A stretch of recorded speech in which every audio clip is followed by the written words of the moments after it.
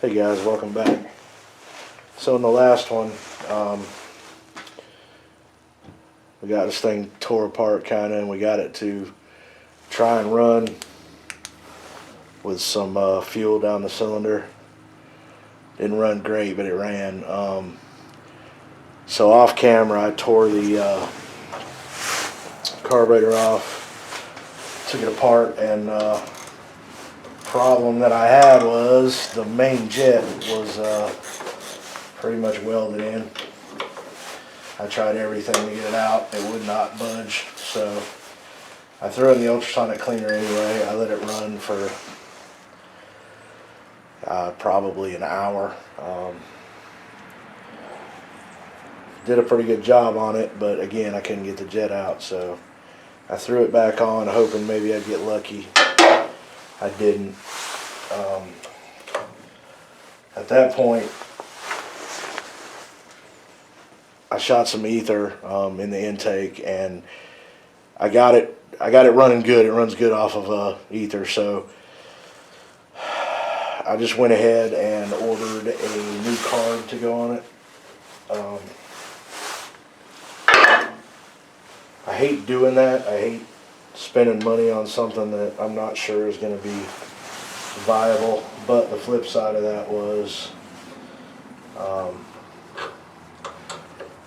I need for it to be running before I can tell if everything else is good. So for what I have in it, with this new carb on it, I feel like the engine part will be fine. So worst case, we got a running 14 horse Kawasaki, which has got to be worth, the cost of the machine, which I paid $50 for, and then the $30 carburetor. So have about $80 in it total. Even if nothing else works. So right now, that's the plan. So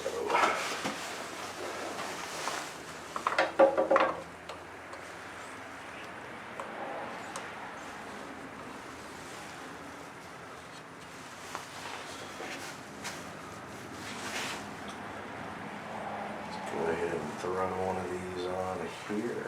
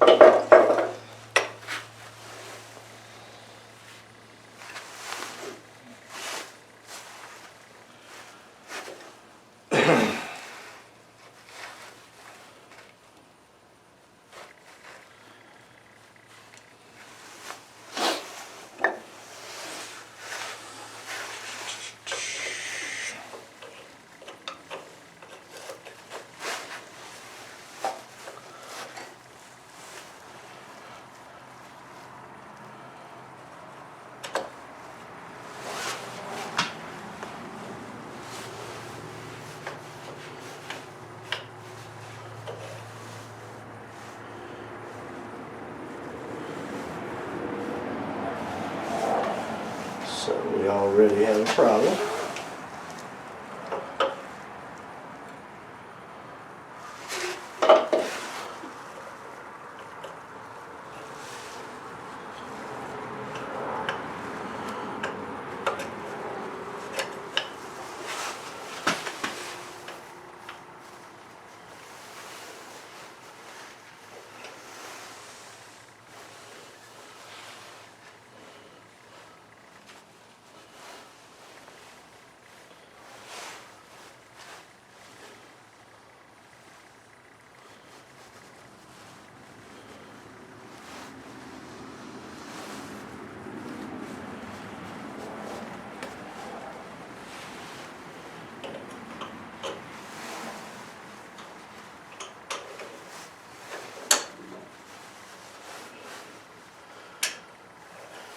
Of course, after I take the gasket off.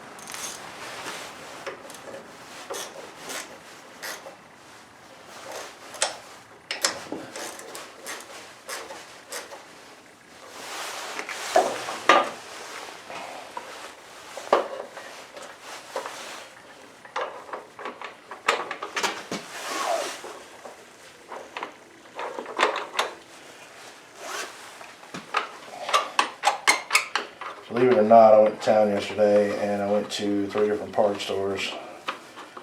Could not find an air cleaner for it anywhere, so I blew this one out as best I could. I ordered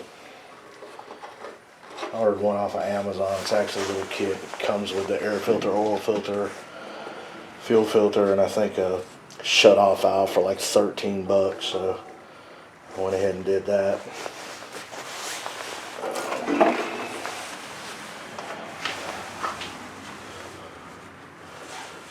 I'm just gonna hook up a fuel line now and kind of fix it here just to see if we can get it running.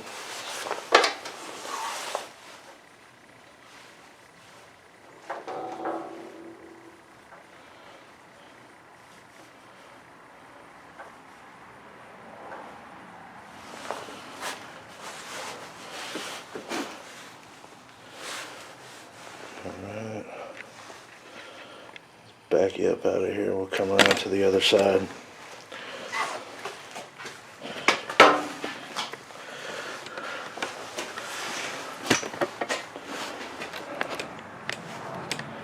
Sorry about that.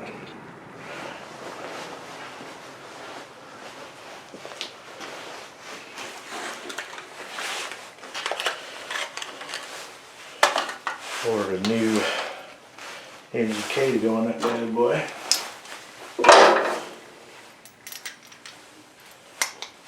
That one that was in it was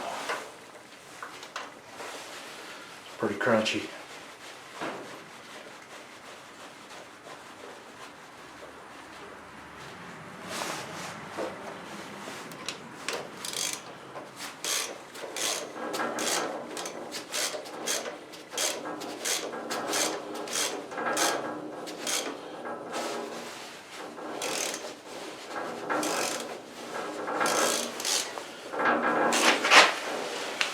That feels really weird.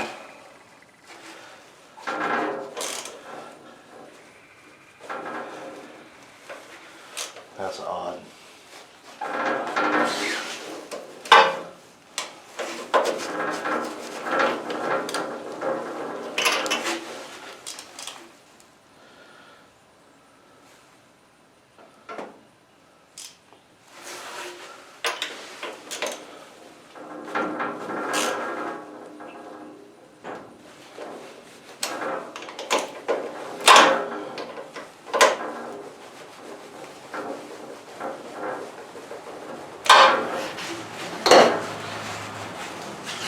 So far, everything about this piece of machinery is turning out to be a freaking hassle. But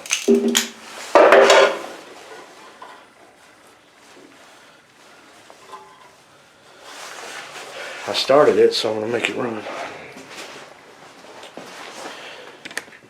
Alright, so let's go back around here.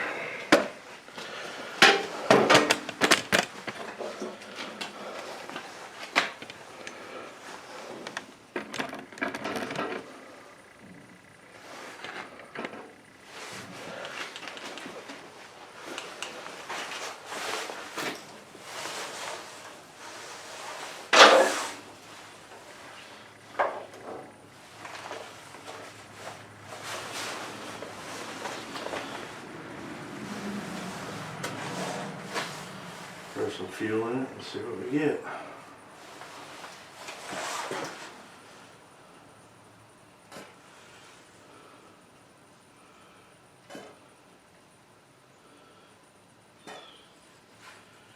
Get enough in it to fill up the bowl and the hose. And I think we're there.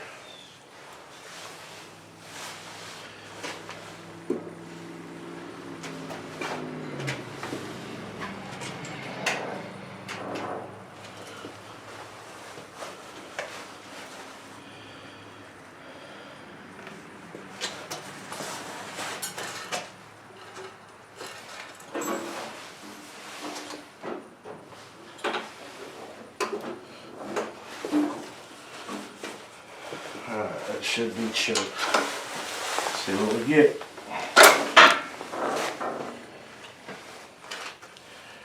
That's what we got. Hang on, stand by. Let me get this fixed. I'll bring you back. Alright, let's try it again.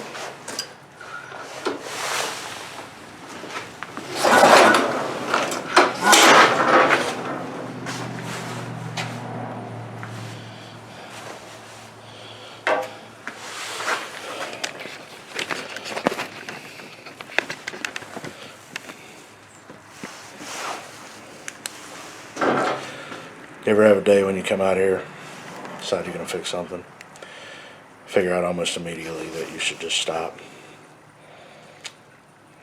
Yeah, that's where we're at. I'm going to go chill for a little while. Then we'll come back to this and we'll give it another shot. See you in a minute.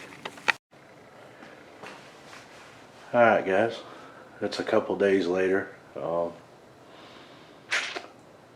Sorry about the outburst there. I figured it was time to quit before you guys watch me beat this thing into 75 pieces with a hammer. So took a little break. I actually came out yesterday off camera, and I don't know if you noticed or not, but the pull start was facing the wrong direction anyway. I'm not sure why somebody had turned it that way. So I took it off, flip it around. While I had it off, I went ahead and put a whole new rope and handle set up on it, so we can actually pull on it now without it snatching off in our hands. So I think in the last video I put the new carb on and we were about to crank it, and that little mishap. So I did get it running. That carburetor was pretty close. I didn't have to do much to it. The idle was a little high, so I knocked it down. And the air fuel mix was off just there. It wasn't bad. It was just idling a little rough, but I tweaked it just a little bit, and it seems to be doing pretty well. So give me a second here. We'll see if we can get it to bust off.